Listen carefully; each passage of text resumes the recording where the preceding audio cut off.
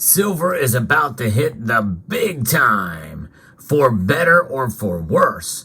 I'll explain as we explore.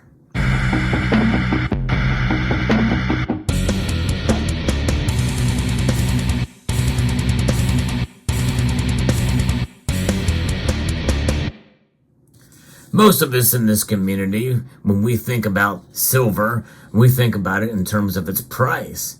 In fact, I've posted videos talking about the properties of silver, the amazing aspects of this metal. And those videos get very few views because many people are interested about price. We speculate about it, myself included, whether it's going to explode, whether it's going to just plunge into one direction or another. I like to be relatively even-keeled in my predictions and in my analysis on silver's price. But one thing is for sure, what I'm going to be talking about now, silver moving literally up to the next level, that is going to be a game changer, is very important to understand. And not only in terms of its impact potentially on price, which actually I don't think it's going to have as big an impact as one might think. But more importantly, we're talking about how it's going to affect our day-to-day lives. And there's no question that silver is the most diverse metal out there. And that diversity is something that I think is quite profound. And without silver, we would be in a world of hurt. Now, there are some things that can be done without silver. To a lesser extent, copper does what silver does in terms of conductivity. But no other metal does it better than silver, especially with regards to be able to provide ultimate reflectivity and conductivity, on a smaller scale that copper can't do. There are other materials that they want to replace silver with, such as aluminum for solar panels and the like, but nothing does it better than silver does. Even in the area of photovoltaics, they're actually talking about using more silver to become more efficient, which is kind of the opposite of what's known as Moore's law, or a variation of it, where you can do more for less. But what I'm going to be talking about is nanotechnology and also artificial intelligence. Those two things, silver is going to play a critical role in, and it's going to be a game changer for society, for better or for worse. The first story I'm going to be reporting on here is talking about how silver nanoclusters and artificial intelligence team up to detect tumors. This is actually a very good thing, using it for medical technology. And we know how silver has antimicrobial functions, but this is something that takes a little bit different approach here. DNA molecules carry genetic information from parents to children, but scientists have known for several decades that it has other functions. DNA has the ability to stabilize silver atoms in such a way that they glow under ultraviolet light, making them useful in chemical and medical sensing application. So these properties allow medical practitioners to scan more deeply into bodily tissues to detect tumors and other abnormalities without the need for x-rays, which can be harmful if used too frequently or incorrectly. There is untapped potential to extend fluorescence by DNA-stabilized silver nanoclusters into the near-infrared spectrum, according to Stacy Kopp, assistant professor at Materials and Science and Engineering at the University of California.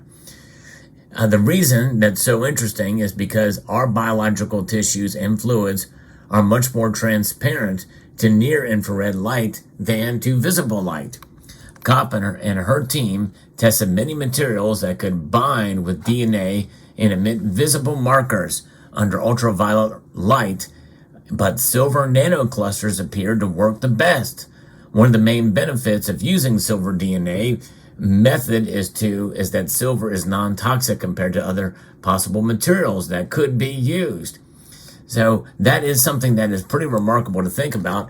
It does not react to body tissues. In fact, it actually helps for sure. And now we know it reacts with the air, especially sulfur in the air, and it can be relatively it's not good that it tarnishes and the like. That's why we don't see silver used so much in space. In fact, you can see this bar here, which I chose this bar specifically because it is kind of the purest form of silver no stamping. It's just pure silver, something I poured myself, and I like it. To me, it's just one example of what silver is. It exists for what it is, even without any markings. You'd have to test it really to really see that it's an actual silver bar. But I like the idea of just having the pure element and in a form here that is remarkable to see. Silver is an amazing metal. There's a lot of reasons why it would be exciting to use non-invasive, non-hazardous near-infrared light, which is essentially heat. But one of the biggest challenges is that we don't really have a good non-toxic fluorophores, molecules or nanoparticles that emit this near-infrared light. And that's where silver comes into play, according to Kopp. Before deciding on a specific combination of DNA and silver, the team used machine learning, a subset of artificial intelligence, to analyze huge amounts of experimental data of various permutations to predict what colors might occur. So they used a computer tool that allowed them to learn the section of the DNA sequence that gave different fluorescence colors from silver nanoclusters. Some of these algorithms can operate like a black box, if you will, which provide data set to the machine learning algorithm. And it learns the trends in that data, and it helps to make predictions. Because yes, indeed, machine learning is something that's been around for a while, and as a subset of artificial intelligence, silver can provide a role in that method to help detect and find things like tumors and x-rays. Pretty amazing. Fascinating indeed. Now, the other aspect of this that is a little bit scary to think about is silver nanowires that mimic the human brain in learning and memory. So AI is prompting scientists to look more closely at how computer systems mimic the human brain, and what they found is pretty remarkable. Although artificial intelligence systems can outperform human speed in some tasks, such as pattern recognition, for example, AI systems don't possess human-like intelligence, nor do they perform well in fast-changing environments or without electricity, at least not yet. A recent study has shown, however, that networks of silver nanowires appear to learn and recall information in some ways similar to how humans execute these processes. Alon Loeffler, a researcher at the University of Sydney, Australia, wrote in a publication that our research explores non-biological systems that were more like human brains. In other words, getting a direction, your compass bearing, essentially, and where things are going with this nanotechnology and using artificial intelligence with silver. I tell you, it's something to see how fast things are advancing in that world. So in this study published in Science Advances, they found that self-organizing networks of tiny silver wires appeared to learn and remember in much the same way as the thinking hardware in our heads. In other words, the brain, the gray matter, which is made up of electrical connections, by the way. Pretty amazing. He added that nanowires self-assemble to form network structures similar to a biological neural network, like neurons, which have an insulating membrane. Each metal nanowire is coated with a thin insulating layer. By the way, that is the myelin sheath.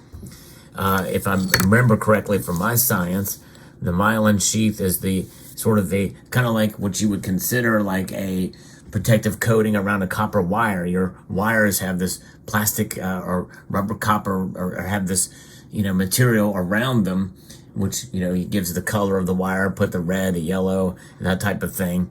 That's kind of the myelin sheath, which, by the way, this could be a breakthrough potentially to maybe even cure MS. And this is not even talked about in this article here. Pretty amazing. In one experiment, Loeffler and his colleague, Professor Chunukik, were able to strengthen or weaken the pathways between nanowires in a process that corresponds to synapses in the human brain and how they reinforce or correct what's known as supervised learning. They also found that they were able to activate artificial networks with stimuli along with a memory task, much the same way a person unites remembered reunites a recollection of or with something that happened to them, the network remembered previous signals for at least 7 steps. Curiously, 7 is often regarded as the average number of items humans can keep in working memory at any given time. When we used this reinforcement learning, we saw dramatic improvements in the network's memory performance, Loeffler noted. So human intelligence is still likely a long way from being replicated.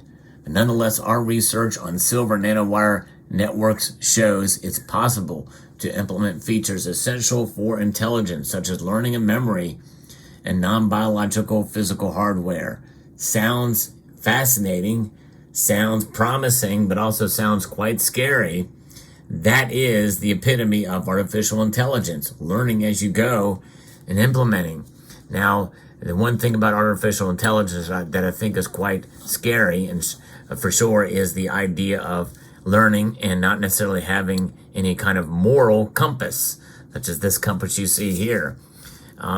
Moral compass, and giving that in to that end, what will happen? Well, there's talk that perhaps, and there's a movie that's coming out, I think it's called Creator, that talks about that very thing, artificial intelligence potentially coming to destroy us all.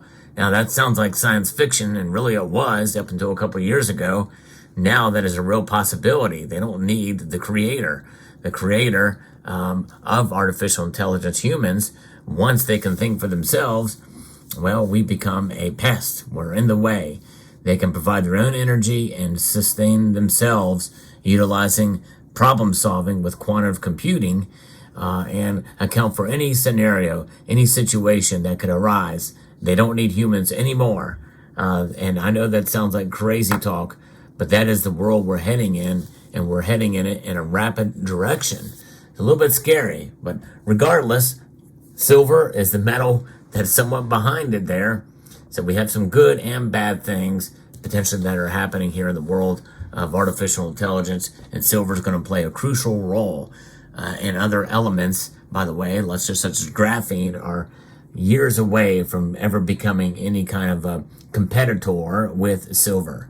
Let me know what your thoughts are. I hope you found this video informative, insightful, and educational. I'd like to extend a multitude of gratitude to you all for taking the time to watch, and to encourage you to please rate. That means press that thumbs up button, share this video, comment, and subscribe.